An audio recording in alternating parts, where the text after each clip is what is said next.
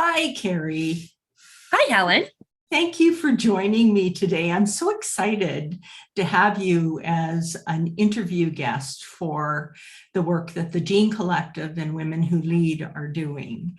So before we start, I'll just briefly introduce myself to those that may be watching today. I'm Helen Cole, and I am the founder of the Gene Collective.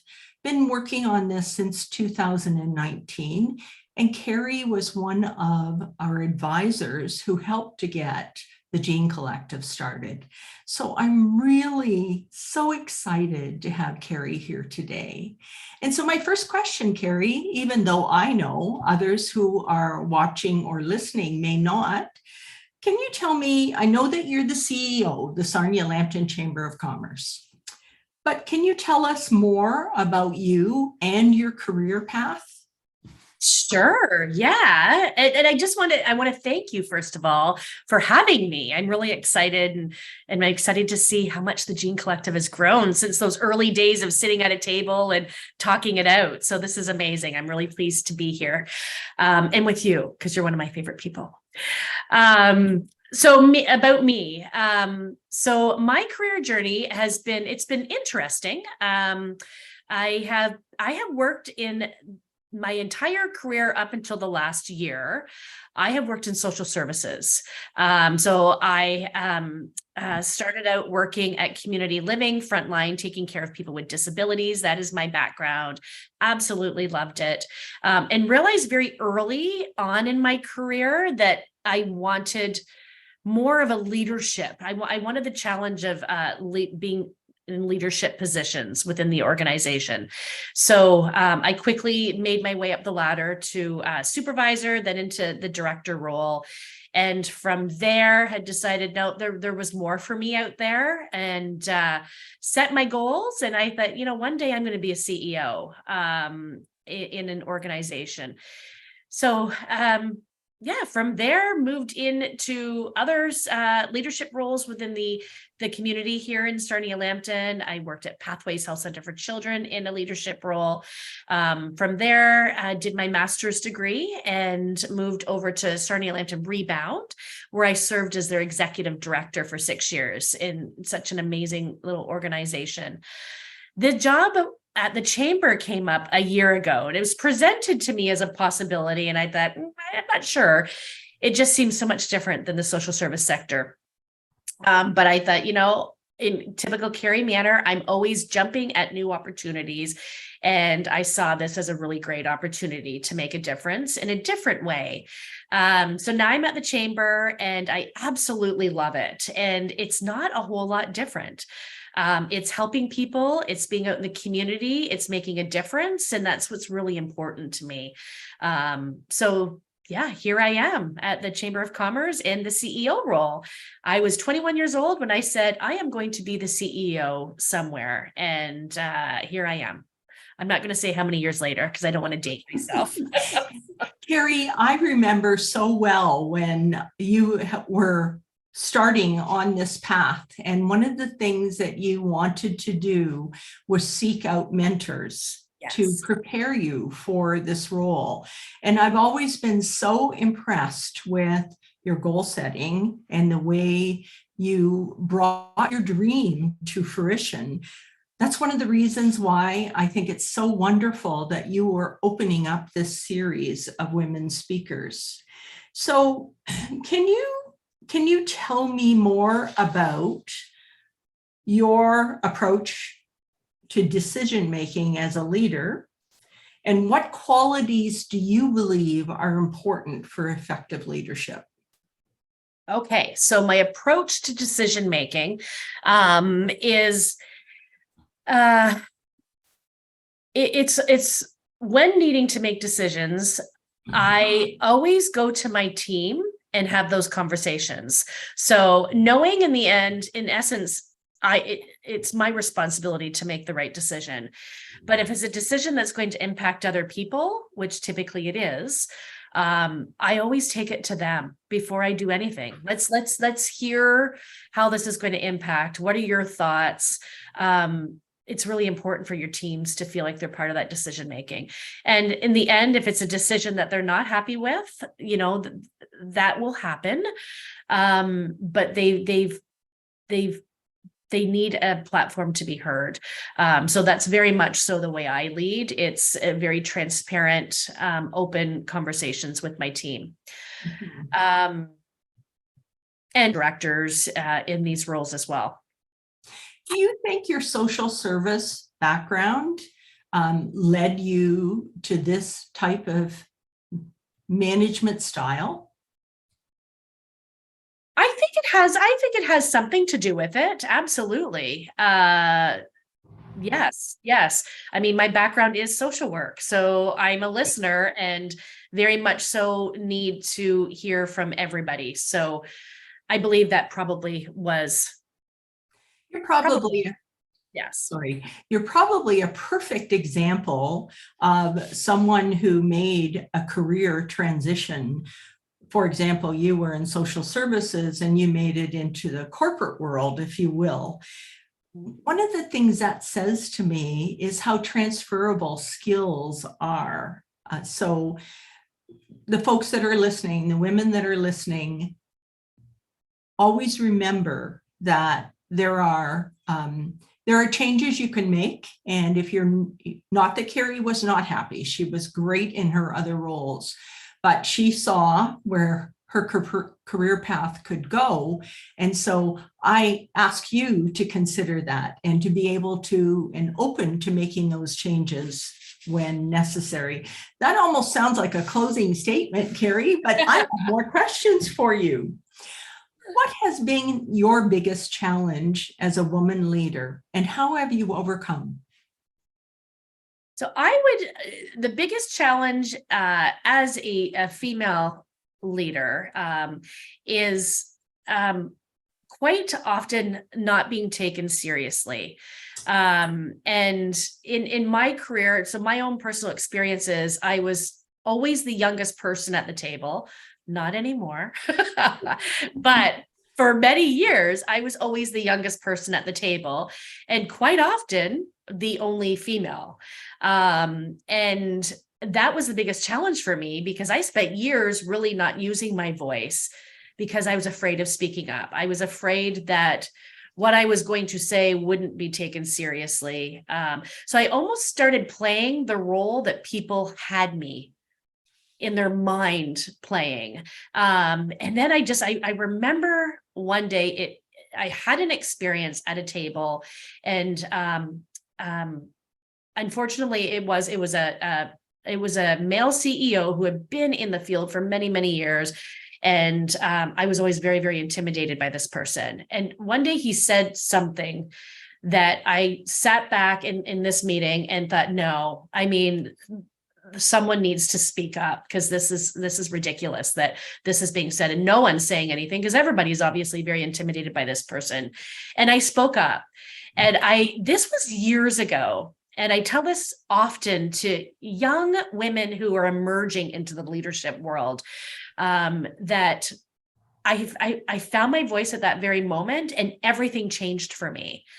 I wasn't breathing. I remember walking out of that meeting and I took a deep breath and went, holy cow, when was the last time I actually did take a breath? Because I wasn't breathing in that meeting. I don't even remember what happened after I spoke up. It was almost like I blacked out because this was a really big thing for me to speak up.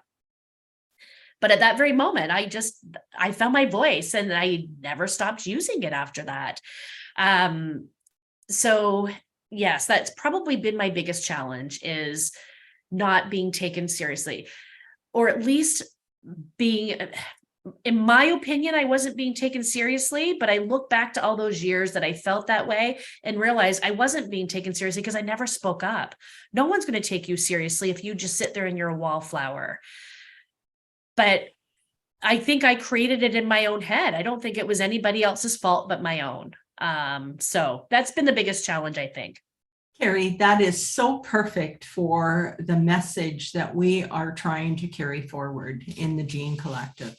one of the things I've learned over the last few years is that many women don't take on leadership roles simply because they don't believe they can do it. They feel like their voice can't be heard, that they can't compete in what has previously been known as a man's world. And so they don't. And so kudos to you. And we hope we can encourage many more women to become a Carrie McEachran of the world. Yes, we definitely need more women in leadership positions for sure. We do. Yes. So, yeah. Carrie, who would you say is your biggest hero in your life, whether that's career or life?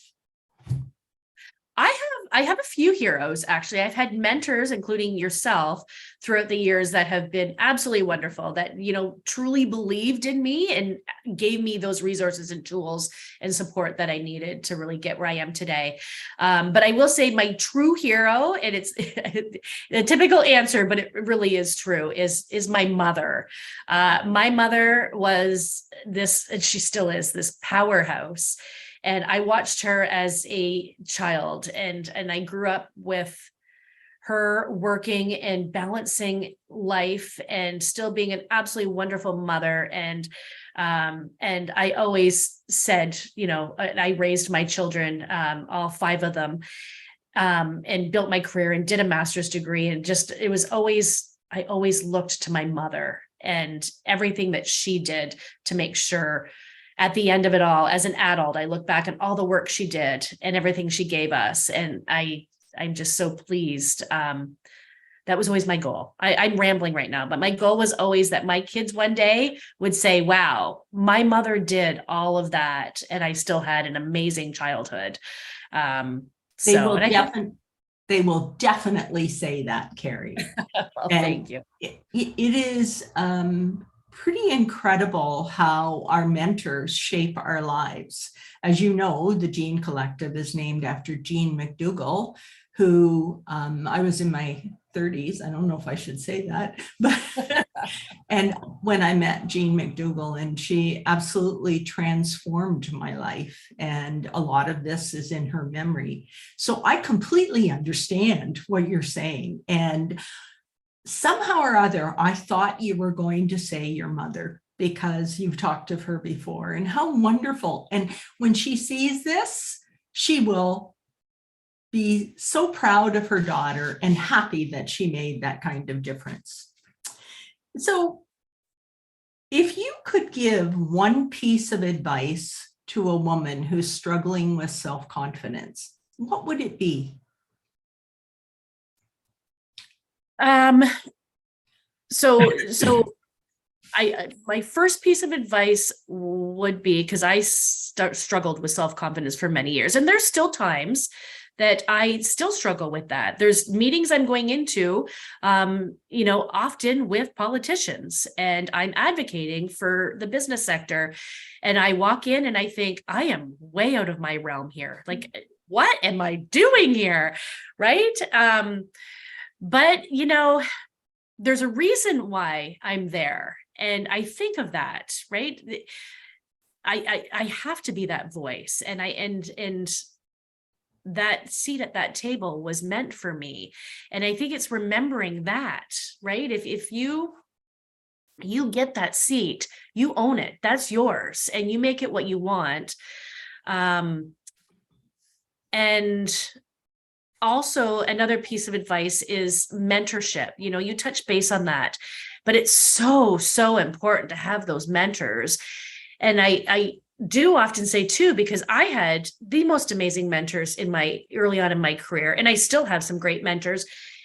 No one is ever too busy. Good leaders are never too busy to meet with people, to do some mentoring, to offer some advice, give those tools. I had the busiest women in the world as the mentors, and I would reach out thinking there's no way they're going to meet with me. I would hear back within minutes. Absolutely, they would meet with me. They would take the time, and to this day, I still hear from them and connect with them. So the mentorship piece, and also the that seat is yours. You earned it, own it, make it yours, and stop caring about what other people think, is something that I also would offer.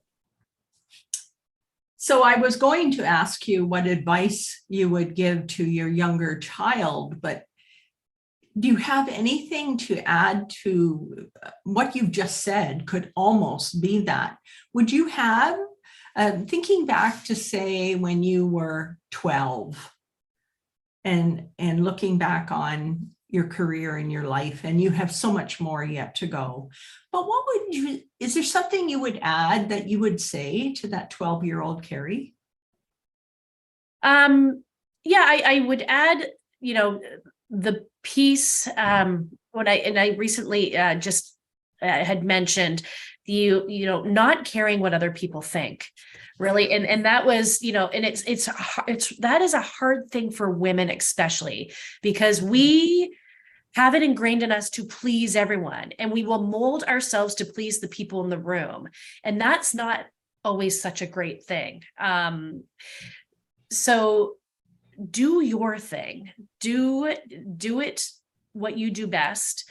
Don't worry about what other people think. That was a big lesson for me, that once I stopped caring what other people thought of me, the whole world opened up.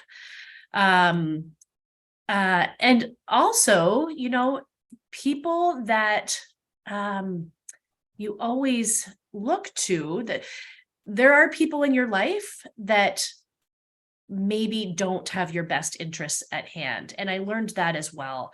People in my family, some closest friends, why would really challenge why I wanted to get a master's degree when I was raising 5 children. Why would you want to do that? Why would you want to be the CEO of the Chamber of Commerce? You don't have a business background. What are you thinking? Right? I love all those people to death, but I stopped listening to the voices, and I did what I felt I needed to do and was in my best interest. And again, as women, that's a very difficult thing to do because you are always worried about everybody else. It is extremely difficult. And even myself, after a career as a politician, working in municipal government, and then managing a nonprofit, et cetera, I still cope with that in imposter syndrome on a regular basis. So I agree with you. And it is hard to decide that you're no longer going to worry about what other people think and do what you want. But that is such an excellent piece of advice that we could all take to heart and continue to work on. And boy, if all of us could manage to achieve that, I think, as you said, it would open up so many doors. I think I'm going to ask you one more question, and because I'm watching the time and I know you're a busy lady. So there's a lot of conversation about women leaders and burnout.